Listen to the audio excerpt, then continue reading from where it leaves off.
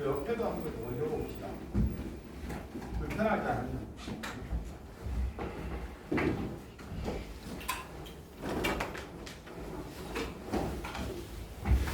더 낫죠? 이거는 어디 갑시다. 아니, 잘 안 보이니까. 여기 그 사진 속에 있는 그림의 이곳은 장구청입니다. 장구청. 자, 여기 만주지방에 있는 장구청인데, 장성인가? 아무튼 만주 지방 지역에 있는 거라고 합니다. 그 중에 하나예요. 1200개 있어요. 그러니까 우리가 나주 여기 반남에 혹시 가본 사람이나 집이 나주와 반남인 경우에는 그곳에 가보면 엄청나게 큰 구름같이 생긴 모형들이 많이 있는데, 근데 신라도 마찬가지고, 경주도 마찬가지인데, 만주는 그 규모를 짐작할 수 없을 만큼 12,000개면 12,000개. 땅도 넓지만 무덤도 이만큼 많았어요. 엄청났어요. 초기에는 돌 무지입니다. 이렇게 돌을 쌓아서 하나씩 쌓아가지고 모아놓은 것처럼 있는데, 나중에 되면은 그 위에다 흙을 덮고 안에다가 방을 조성하는 굴방식으로 바뀝니다. 그래서 이렇게 돌을 무지막지하게 모아놔서 무지다라는 뜻인데, 무지가 이제 그런 의미인데, 그게 한 1200개가 있고, 그 대표적인 게 장구청입니다. 장구청. 여기 이렇게 사진으로 보니까 에게라는 생각이 드는데, 저 안 가봐서 몰라요. 근데 진짜 가보면 규모가 어마어마하게 크답니다.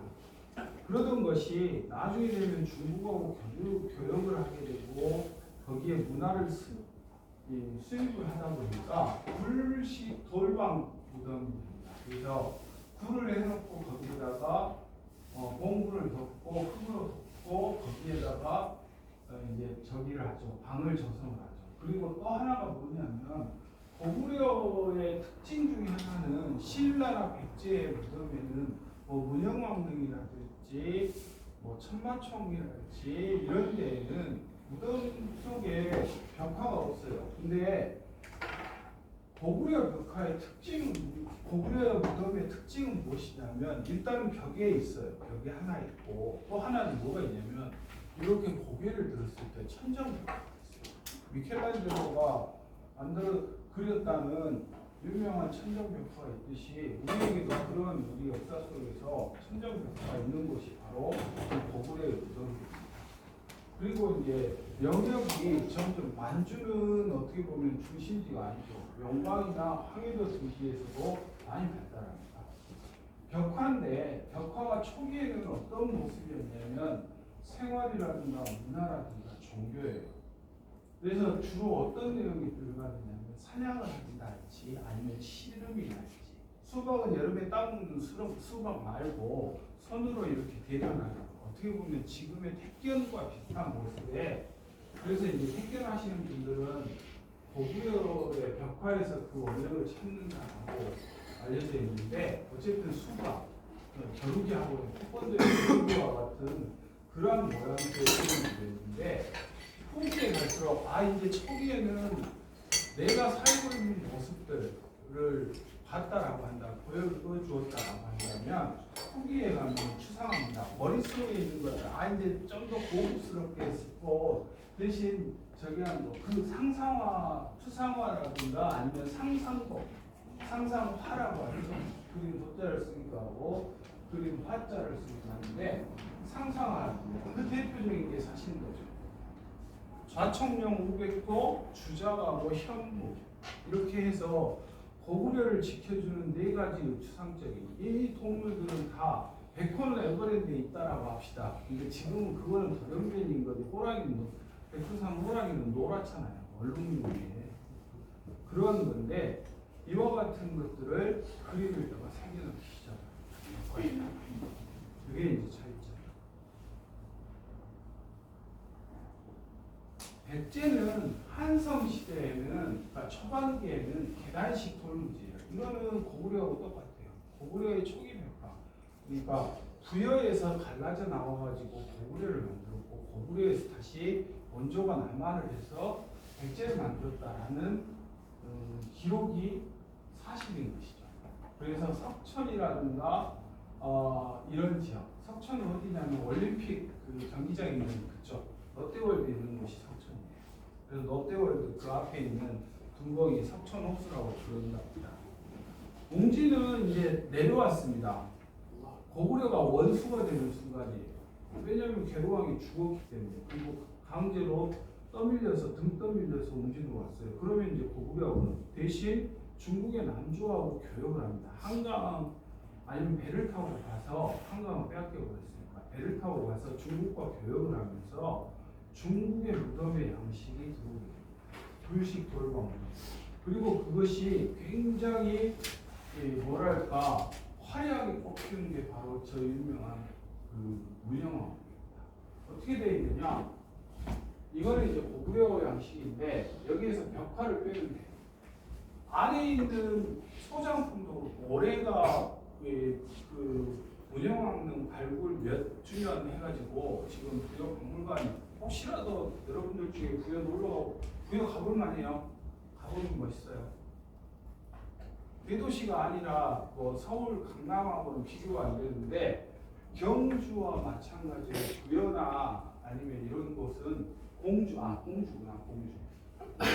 공주인데 공주의 이 문영왕릉을 보기 위해서라도 가볼 필요는 없어요.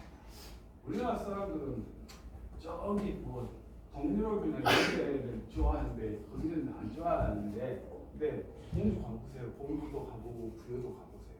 정말 좋아요. 3일은 이제 불식도 불방 무덤 대신에 양식이 축소가 됩니다. 대신 뭐 하느냐면 세공품에 손길이 많이 가요. 세련되죠.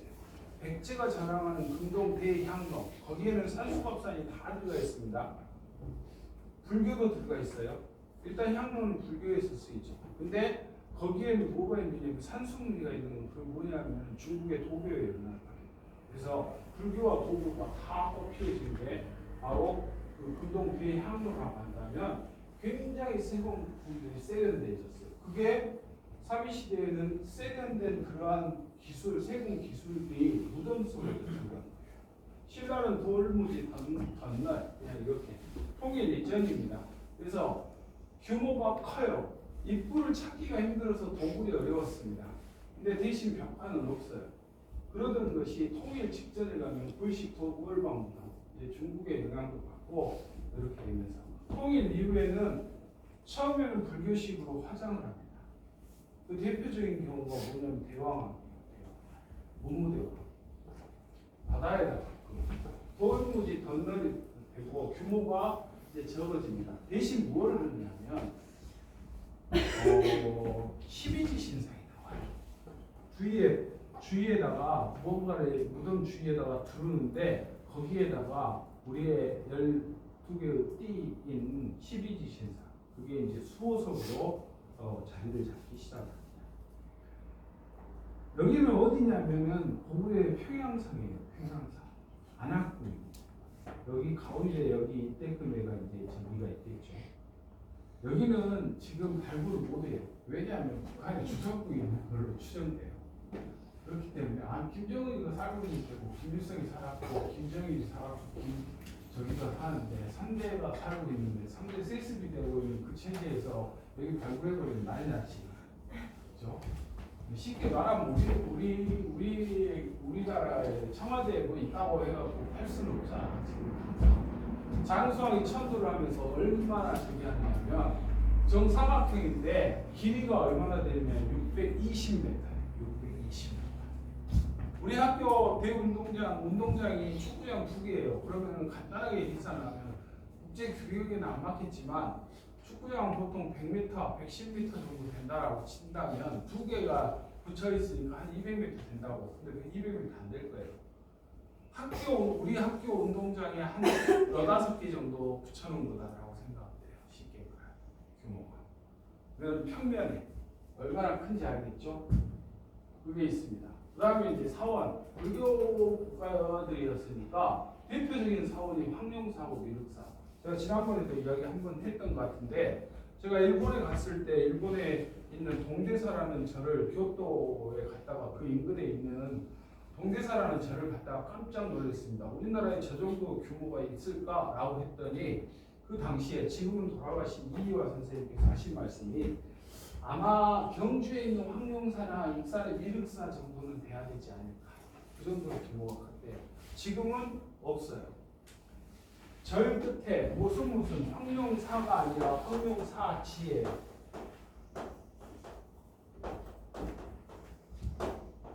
미륵사는 언제 불태워졌는지 모르고 황룡사는 몽고가 2차 침공했을 때 불태워져요. 3차. 묻지마로 그냥 쭉 밀고 오면서 모든 건물들 다 불태울 때 황룡사 불이 탔습니다.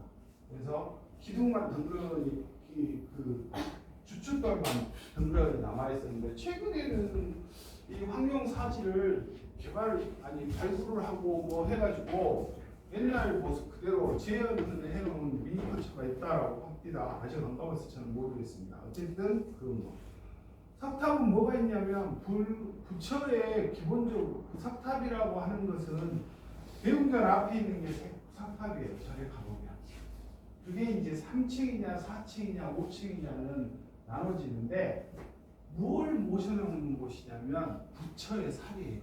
우리나라에 진신사리가 있는 곳이 있었어요. 어디에 있냐면 어저께 실수가 아니지. 굴에 갔다가 화엄사 한번 들려가지고 갔더니 진짜 진신사리, 그걸 진신사리라고 하거든요. 우리나라에 두 군데의 절인가 제가 기억하기로 하나는 화엄사에 있고 하나는 저 충청도 어딘가의 절에 있는 걸로 기억합니다. 충청도 어딘가. 아무튼 원래 기른 곳이냐면 사리가 많이 나왔고 그걸 불교를 믿는 곳 각각의 나라에다가 보냈습니다. 석가모니의 사리들. 그 중에 이제 우리나라에는 화엄사하고 또 한 군데하고 두 군데 있습니다. 원래는 그러한데 대부분은 그렇지는 않고 그런 목적에서 만들어진 거예요. 근데 고구려는 뭐냐면 목탑이에요. 목탑이라고 하는 것은 좋은데 이게 침공이 있을 경우에는 뭐 분란이 있거나 아니면 자연재해에 의해서 뭐 불이 나본다거나 몇 년 전에 강원도에서 해마다 강원도에 산불 엄청나게 나죠. 재앙 수준으로 나와요. 재난, 사회적 재난인데 작년인가 재작년에는 그 불난 원인이 대부분은 담배 피우라든지 아니면 실화에 의해서 사람들에 의해서 불이 나는데 한 번은 그 곳이나 전선 줄길이 합선돼 가지고 그 전기로 불나는 경우가 있긴 한데 근데 어떤 경우가 있었냐면 거기에 가보면 강릉에 낙산사라는 절이 있습니다. 그곳의 절은 뭐냐면 원효대사와 같이 갔다가 해골 바가지 해골 물을 먹고 중국에 갔다 돌아온 한국 화엄족의 시조라고 할 수 있는 의상대사가 만든 곳이에요. 봄에 여러분들 산이 저기 할 때 어디 놀러 가는 건 좋은데 조심하세요. 산에 놀러 가서 함부로 담배 피고 담배 제 함부로 떨어뜨렸다가 불나버릴 경우가 있으니까 어떻게 돼버렸냐면 강원도 산불로 인해 가지고 낙산사에 거기에 보면 유명한 동종이 있었어요. 북봉과 보물이가 둘 중에 하나였는데 근데 산불에 의해서 그거 불타버렸습니다. 녹아버려요. 산불이 그냥 100도가 아니라 수백 도가 돼버리니까 녹아버려요. 동종이 녹아버려요. 철로 만들어져요. 아무튼 그러한데 고구려 목탑이 그래서 남아있는 게 별로 없습니다. 백제면 미륵사지 석탑 목탑 형태입니다. 형태는 목탑인데 석탑이에요. 돌을 깎아서 만들었습니다. 제가 지난번에도 이야기했죠. 우리나라에서 최고로 복원을 잘하는 것. 해체할 때 남아있는 게 얼마 안 되는데 그 전에는 복원한다 아니면 발굴을 한다라고 하면 문영왕릉이 최악의 발굴이었는데 그냥 문 열고 들어가 버린 경우고 고대 무덤들은 함부로 열어서 안 돼요. 피라미드도 마찬가지예요. 왜냐하면 바이러스가 있기 때문에 안에 순식간에 미라가 다 썩어버려요. 수천 년 동안 그게 진공 상태로 있고 보존되어 있던 것이 갑자기 들고 들어오고 그러니까 함부로 발굴을 하거나 복원을 하거나 그렇게 해서는 안 되는데 미륵사지는 처음부터 끝까지 해체할 때부터 다시 복원할 때까지 다 기록으로 그 영상 기록으로 합니다. 그래서 잘 땡겨요. 어쨌든 미륵사지 지금은 이제 미륵사지 그 전시관도 있습니다. 국가에서 운영하는. 어쨌든 그리고 정림사지 5층 석탑이 있고 황룡사 목탑이 있고 군왕사탑이 저기 연중 안동에 있어요. 안동에. 현재는 3층밖에 없답니다. 성곽은 지난번에도 이야기 계속 했듯이 산성, 능선을 자연스럽게 방어형이죠. 근데 고구려의 산성은 달라요. 고구려의 성은 방어형이 아니에요. 평지에 있고 그렇기 때문에 입구를 찾아 들어가기가 정문을 들어가는데 또 정문이 또 있어. 그리고 그냥 보통의 성문들은 뚫려버리면 끝인데 고구려의 성은 이렇게 돌아가야 됩니다. 무슨 말이냐면 예를 들어 안시성이 있다. 문이 여기에 있어요. 그래서 당나라의 군대가 여기 문을 뚫었어요. 근데 입구가 이렇게 돼 있어요. 그리고 난 다음에 이렇게 돼가지고 여기 하나 또 있어요. 이런 식으로 들어가니까 군대가 여기 들어가더라도 여기에 왜곡하고 있다가 싸움을 이기면 다 죽어버려요. 그러니까 성이 안 무너져요. 쉽게 공격이 돼요. 근데 산성이 예를 들어 문경세지에 있는 산성 겁니다. 하나 있어요. 여기 뚫려버리면 끝나요. 물론 이제 문경세제는 전략적으로 다른데. 자 봅시다. 이게 이제 어디냐면 문무대왕의 은혜, 나라를 지키려는 호국용이 되겠다라고 해서 문무대왕이 또 동해안의 무기 거기까지 들어와요. 그래서 임금의 은혜에 감사하는 마음으로 만든 전이 뭐냐면 지금은 한만 동그라미 두 개가 나란히 쌍둥이처럼 있는데 가문사지예요. 가문사지 3층 석탑인데 왜 저게 3층이냐?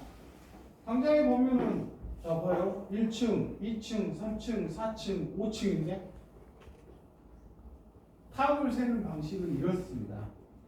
이게 왜 3층이냐?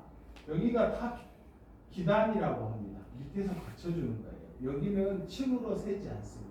기단 여기서부터 세요. 그래서 1층, 2층, 탑신이라고 하는데 1층, 2층, 3층 그리고 꼭대기는 안 세요. 그래서 이 탑은 3층입니다. 가문사지 3층 석탑이에요. 신라 시대 사원은 불국사가 있습니다. 불국토입니다. 불교의 이념을 참 국토에다 부처님의 은혜를 참 국토에다가 하겠다라고 해서 만든 겁니다. 김대중의 곰 사냥해가지고 곰이 꿈속에 나타나서 저 안 지어주면 너 잡아먹을 거야 라고 했다라는 건데 불국사 가보아 학생들이 있나? 손들라면 없으니까 할머니로 그냥 저와 균형입니다. 대표적인 경우 어디냐면 백운교, 청운교, 석가탑, 다보탑이에요. 저 개인적으로는 백운교하고 청운교도 여기는 어디냐면 북부인데 지금은 통행이 못합니다. 근데 저 어렸을 때만 해도 저 고등학교 때 수학여행을 경주로 갔거든요. 백운교 아래에서 청운교 아래에서 그 사진이 어디 있는지 지금 못 찾고 있는데 사진 찍은 게 있어요.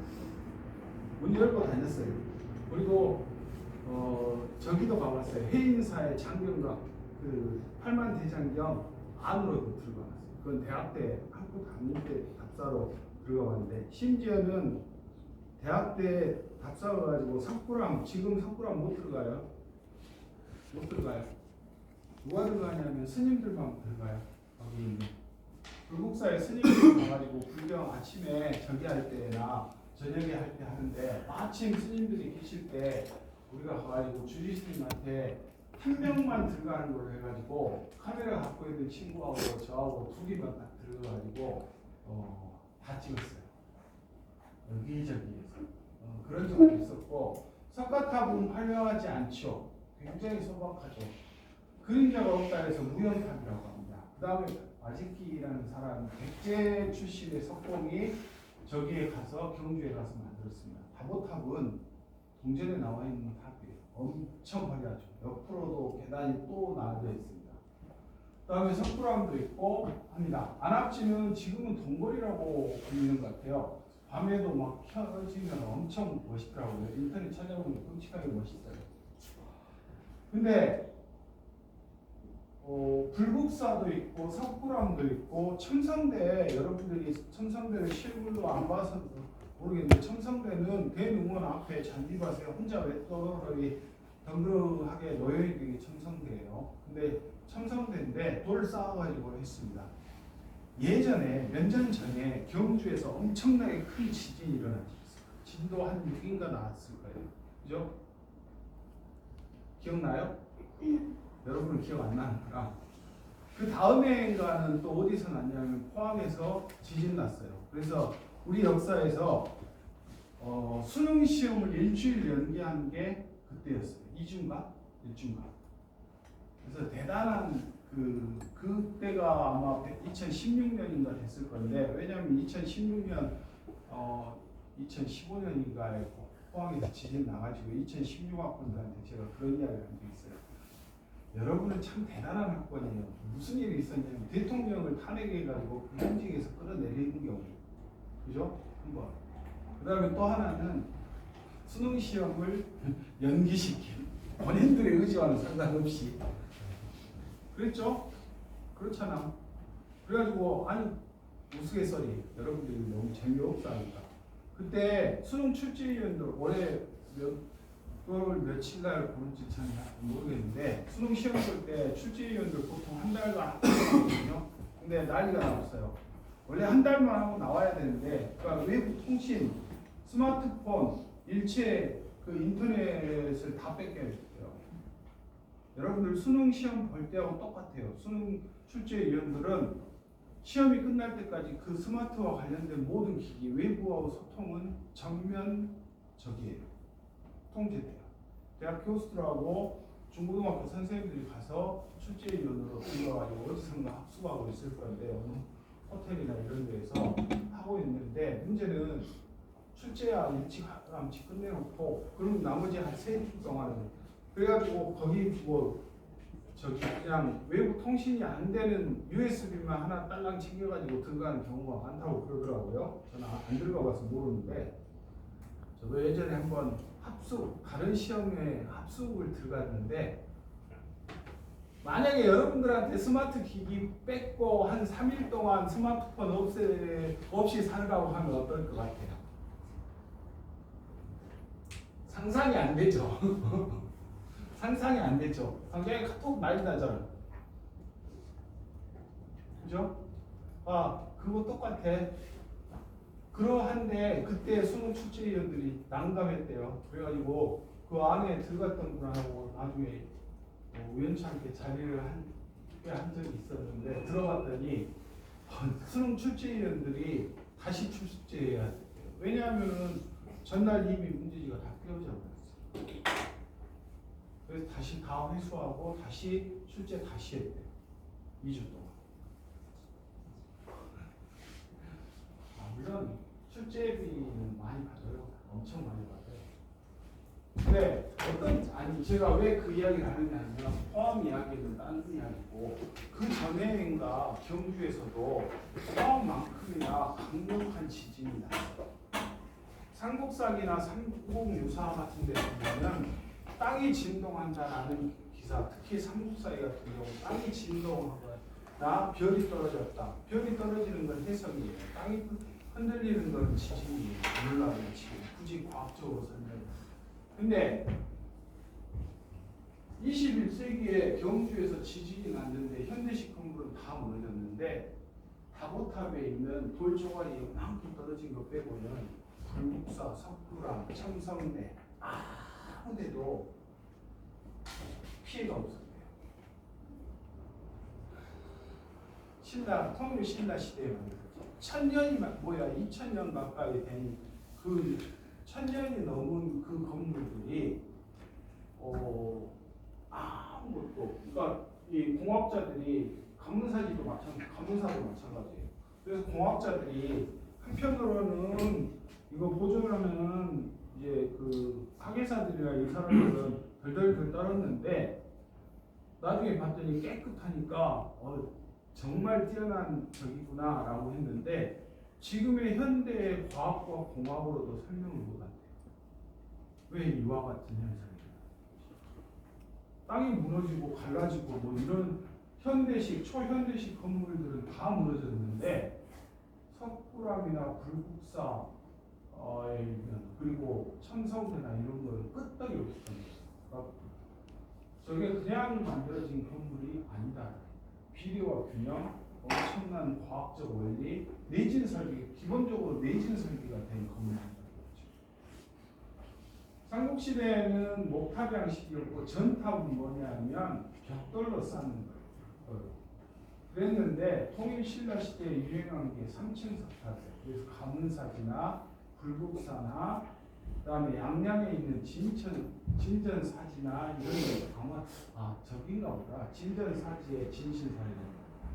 승탑하고 탑비는 고려 신라 말기가 되면 선종이 유행을 합니다. 자, 여러분들 답 안 할 것 같긴 한데 그래도 한번 물어봐야지. 우리가 지금 조계종을 이야기하는데 우리 역사에서 처음 출발한 교정하고 선종이 있어요. 차이가 뭘까? 교정은 뭐고 선종은 뭐예요? 여러분들 배웠어.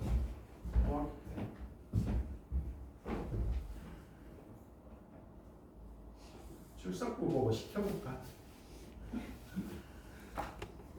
교정은 뭐고 선종은 뭐예요? 자주 나오니까. 이건 고려시대에 가서도 나와요. 제가 아까 이야기했죠. 우리나라 문화재 중에 70~80%는 불교 문화재라고. 다 의미가 있게 만들어졌어요. 그러려면 이거 이해하지 않으면 잘 모르겠어요. 교정은 뭐고 선종은 뭘까요? 교정은 경전 위주로 하는 선종은 행위 실천 아닌가요? 절반은 맞고 절반은 애매하다. 근데 잘 말했어요. 맞아요. 방금 이야기했던 대로 교리를 중심으로 하는 게 교정이에요. 지금 무슨 말이냐면 교과서. 불교의 교과서는 경전이에요. 불교의 경전. 그죠? 경전을 가지고 해요. 그 다음에 선종은 참선을 중시합니다. 개인의 참선. 행위라기보다는 완벽하다라고 근데 정답이 맞아요. 방금 한 학생이 말한 것처럼 행위인데 그 행위라는 게 참선이에요. 참선. 그게 차이죠. 자, 그러면 방금 이야기를 했어요. 경전을 중심으로 해서 교리를 중심으로 해서 불교를 전파하는 게 교정이에요. 그럼 필요한 게 뭘까?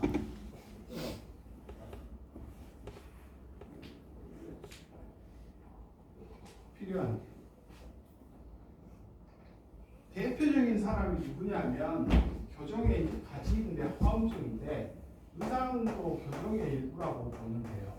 반면에 선종의 대표적인 사람은 원효예요. 이 두 사람의 말을 보면은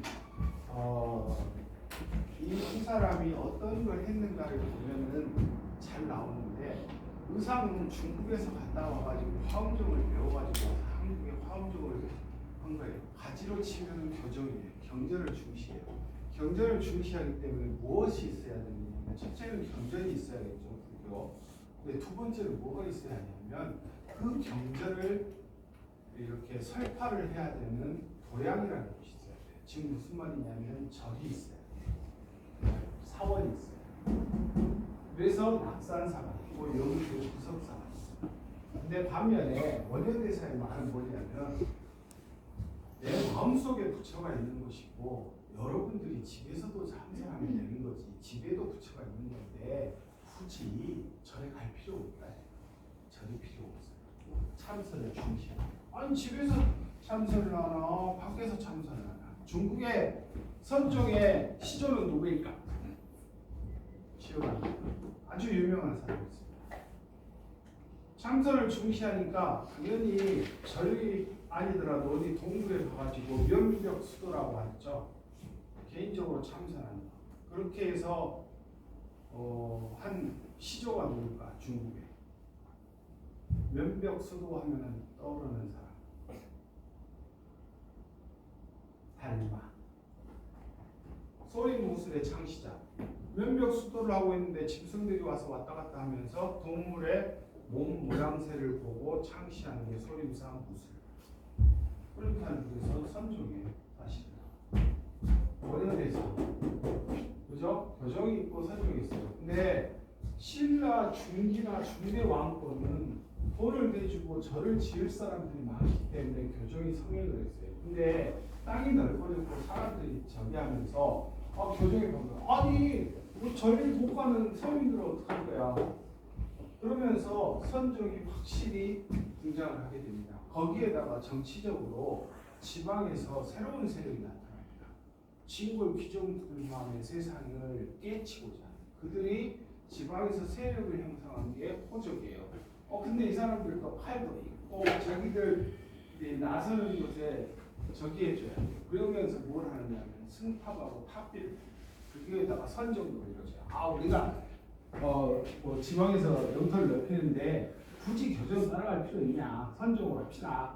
라고 해가지고 발해에는 상경의 외성이 있고 주작대우가 있었어요. 중국의 장안상 모방했죠. 이런 것들. 그 다음에 또 하나는 뭐냐면 천체관측이 있어요. 근데 이거는 고구려의 천체관측입니다. 무슨 말이냐면 고구려는 벽화를 아까 넣었다고 했죠. 천정벽화 중에 가장 유명한 게 뭐냐면 천문도예요. 천문도. 고구려에서 만든 천문도가 나중에 70년대 일본이 인공위성을 쏜 다음에 인공위성에서 찍은 천문도하고 대조를 해봤더니 모노종이로 대조를 해봤더니 어떤 일이 벌어지느냐면 거의 일치했대요. 천체관측을 그만큼 정확하게 했고 그걸 사람 손으로 그려놨어요. 그게 나중에 가면 조선 태종 때 가서 무슨 천문 작은 도로 완성이 됩니다. 그건 나중에 뒤에 가서 설명할 겁니다. 통일 이후에는 석등이 유행합니다. 불국사나 법주사 그게 있고 쌍사자 뭐 석등도 있고 우열왕에는 받침돌이 있답니다. 범종은 상문사하고 성덕대왕 신경 이게 기가 막혀요. 또 왜냐하면 이거 이제 고구려다 안학과에서 발견돼 성덕대왕 신종이라고도 하고 공식 명칭은 성덕대왕 신종이고 비공식적인 명칭은 에밀레종이에요. 에밀레종. 이 종을 만든 사람이 아무리 해도 소리가 안 나는데 마지막에 자기 아들을 같이 넣고 용광로에 넣고 같이 녹여가지고 종을 완성했다는 전설이 있는 사람. 전설입니다.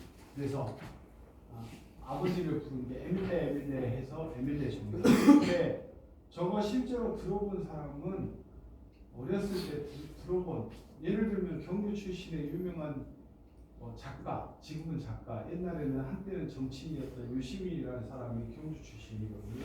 어릴 때 가서 들어봤대요. 자기가 직접. 지금은 어디 있냐면 경주 국립박물관 수장고에 있어요. 원래는 어디에 있어야 했냐면 국립박물관 정문에 매달려 있어야 되는데 예전에 그런 적이 있었습니다.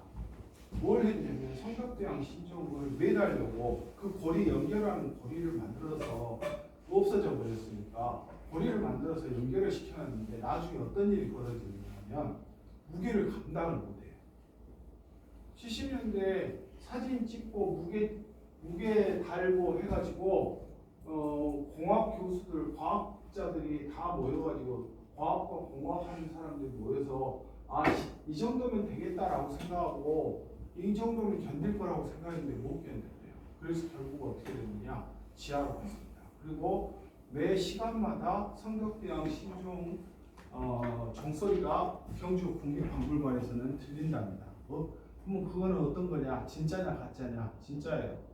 녹음을 했어요. 녹음. 70몇 언제 했는지는 모르겠는데 정확한 연대는 모르겠는데 녹음을 해가지고 매번 틀어주고 근데 정말 소리가 예쁘다는 느낌이 들 정도. 종소리가 그냥 종소리가 아니에요. 발해에는 자기가 있습니다. 어디냐면 이 당나라에서 왔어요. 벽돌하고 기와는 고구려. 그래서 발해는 고구려에 저기에 계승을 했고 정치적으로는 문화는 당나라하고 말갈까지 합쳐진 거. 상경에 석등도 있고 고구려는 광개토 대왕비는 피석 자체도 규모도 클 뿐만 아니라 글씨도 참 멋져요. 김세웅이라는 사람이 독자적인 사체를 개발했답니다. 무용은 여기 지금 춤추고 있잖아요. 무용도, 그리고 화랑도. 백결 선생 남들 다 떡방아 찌을 때 방아타령했다. 왕산악은 검문고로 알려졌고 우르은 탄금대가 있습니다. 어디냐면 남한강 지역이 흐르는 지류인 이 탄금대가 왜 탄금대냐면 대자는 언덕백이라는 뜻이고 탄금은 뭐냐면 그 가야금을 연주한다는 뜻입니다. 그래서 탄금대예요. 근데 저기는 임진왜란 때 당시에 최고 명장이었던 적어도 이순신 장군이나 권율 장군이 등장하기 전까지 최고 명장은 신립 장군이었어요. 근데 그건 뒤에 가서 이야기하는데 이 사람이 병력을 모집했는데 별로 안 돼요. 대장군이 동원할 수 있는 병력이 그러니까 군사 체제가 무너져버린 상태에서 중과 부족이 되니까 선택한 게 뭐냐면 뒤로 남한강이 흐르는 탄금대에 와서 배수진이라고 하죠. 원래 배수진은 자기가 성을 누가 처음 써먹은 거냐면 중국의 초안지 할 때 나오는 한신이 써먹었어요. 성을 공양했는데 도저히 안 되니까 배수진을 치니까 성문을 열었다라는 고사에서 유래한 건데, 근데 그거는 잘하면은 엄청 승리하는데 잘못하면 어찌 되느냐? 신립같이 됩니다. 배수진 치는데 전멸해버립니다. 그리고 본인도 남한강에 투실해가지고 죽어요. 네, 그런 슬픈 역사를. 그래서 여기 탄금대 가보면은 탄금대에서 이 가야금 소리가 납니다. 무릎을 녹음한 게 아니라 최근에 신라하대 썬더방 이후부터 경순왕까지는 이게 저기예요. 근데 해공왕 때가 되면 이거는 이제 상국무사에 지납니다. 대력은 중국의 연호죠. 당나라에 2년에 정민년 대력 2년 정민년에 7월 3일에 각각은 벼슬이고 대공이라는 사람이 반란을 일으켰어요. 일어나고 서울은 여기서 말하는 서울이라고 하는 지금의 서울이 아니라 금성, 그러니까 경주를 말하는 거죠.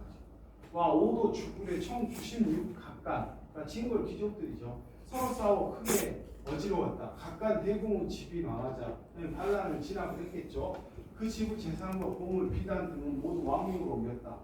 신성은 창, 신성이라는 지명일 거고 창은 창고를 말하는데 불에 타자 사량, 모량 등의 마을 안에 있던 영적들이 보에 보관한 곡식도 왕궁으로 실어드렸다. 이거는 이제 자기가 저기 하겠다라는 거죠. 난리가 3개월 만에 그쳤는데 상을 받은 사람도 많았으나 죽임을 당한 사람도 많았는데 마지막 말이 중요합니다.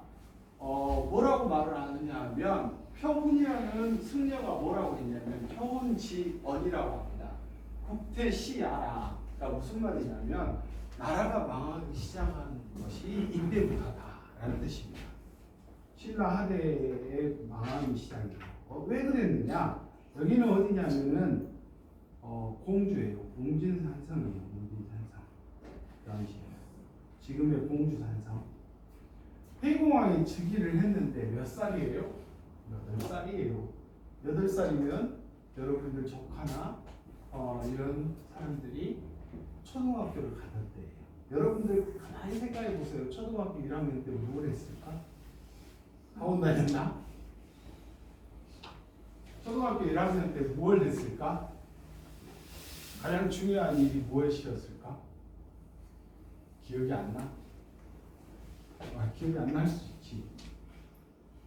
초등학교 1학년 기억이 나는 게 초등학교 1학년 때 우리 집 애들 초등학교 1학년 때 학교 갔다가 돌아올 때쯤 되면 마중 나가야 돼요. 시험도 앞으로 우리 집 앞에가 바로 초등학교가 있어서 아파트인데 아파트 앞에 있으니까 거기 가서 저기 해야 돼요. 아마 여러분 부모님도 대부분 그러셨을 거예요. 그렇게 해서 초등학교 아니면 이제 친구들하고 같이 오거나 뭐 이런 식으로 했을 텐데 그런 나이에 왕이 됐어요.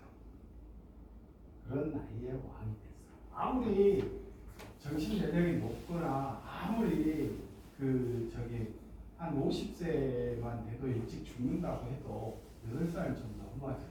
그러자 아까 이야기했던 각간 대공의 난이 납니다. 33일간 왕궁을 포위해요. 그럼 초등학생이 뭐라고 했어요? 쉽게 말하면은 지금의 가자지구의 상황을 본다라고 합니다. 이스라엘군이 드디어 이제 지상전을 시작했다라고 하는데 그와 같은 상황이 벌어지게 된 거죠. 그리고 3년 동안 99 가까이 쟁취합니다. 대하찬, 이하찬 뭐 이런 사람들은 대하찬은 벼슬이고 김용이나 김은거, 염상, 지정 이런 사람 등등이 서로 쌍박질합니다. 목표는 하나, 왕을 죽이고 자기가 왕 되는 거. 이 사람들은 다 대부분 다 저기하니까. 그래서 상대된 김양상이 이철 김경신하고 함께 해공왕을 죽이고 난 다음에 김양상이 선덕왕에 됩니다. 사라졌던 내무왕이 다시 복위를 했어요. 10대선, 그러니까 10대선이죠. 다시 김경신이 김주원을 밀어내고, 김주원은 무열한게예요. 지금 무슨 말이냐면 가만히 있었으면 정치 변동이 없었으면 왕될 사람이 왕 못 된 거예요. 그러자 명주가 어디냐면 지금의 강릉으로 갑니다.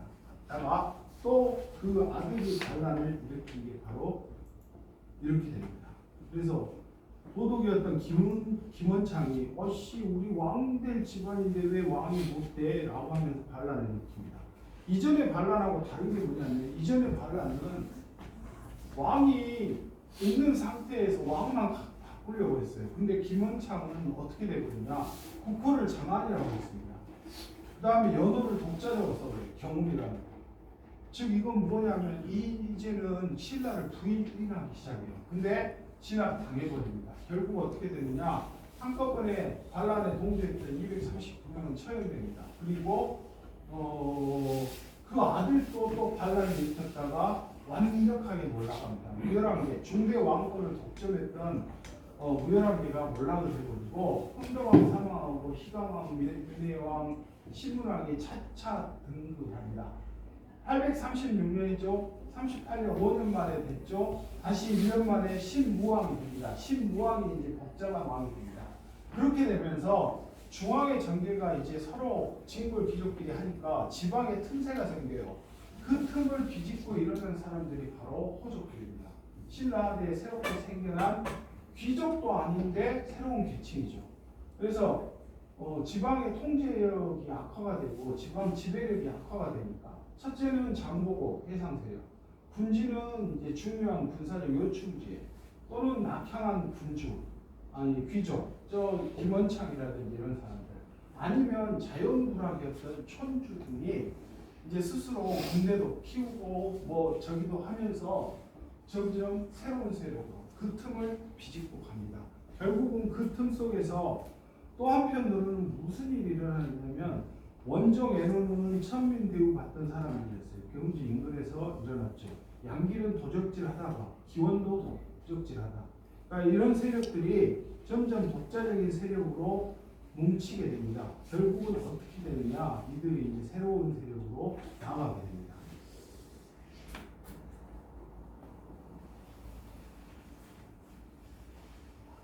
아니야, 좀만 나가자.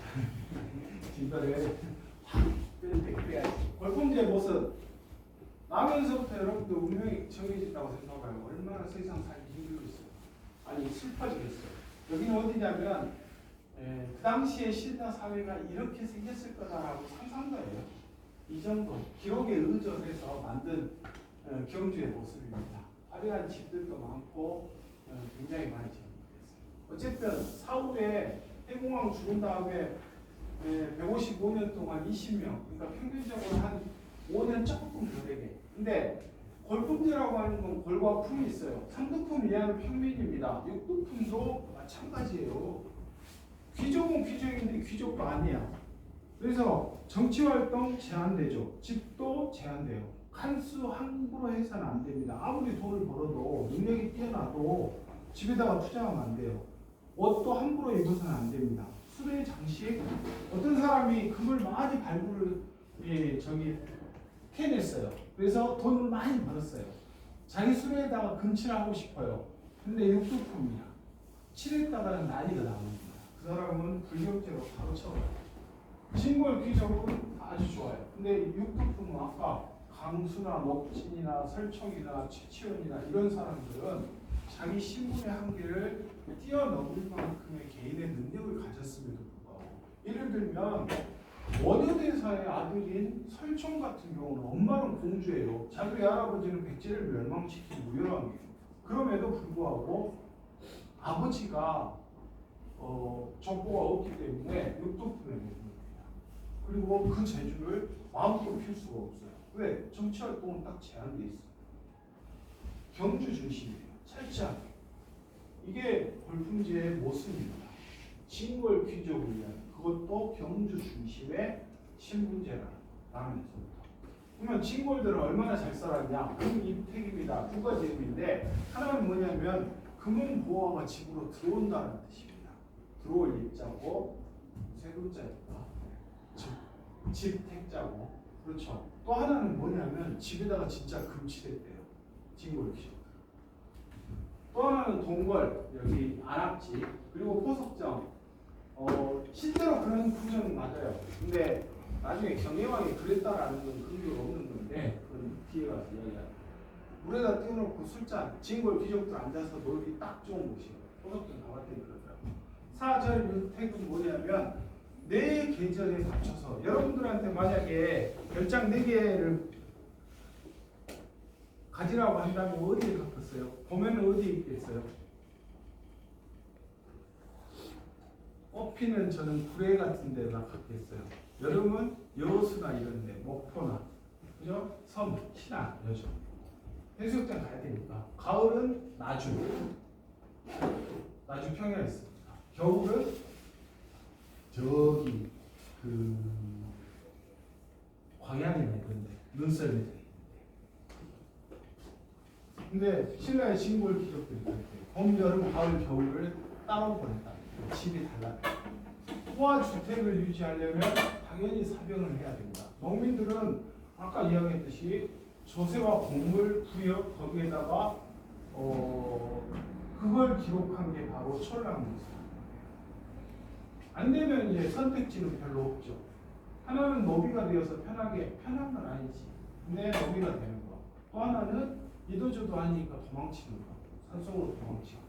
그리고 그 사람들이 모여서 만드는 게 바로 초적. 쉽게 말하면 풀초자에 도적 초자예요. 그러니까 삥 뜯는 거, 길 가는 세금 같은 거.